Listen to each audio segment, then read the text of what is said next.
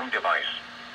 During potentially dangerous weather situations, specially built receivers are automatically activated to warn you of impending weather hazards in central Missouri. Tests are normally conducted by the National Weather Service every Wednesday, around 11 a.m. and 7 p.m. When there is a threat of or existing severe weather in the area on Wednesday, the test is postponed until the first good weather day. Reception of this broadcast and the warning alarm will vary from place to place.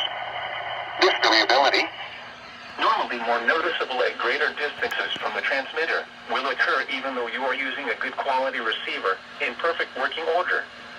To provide the most consistent warning service possible, the warning alarm will be activated for specific watches and warnings in the Clinton listening area.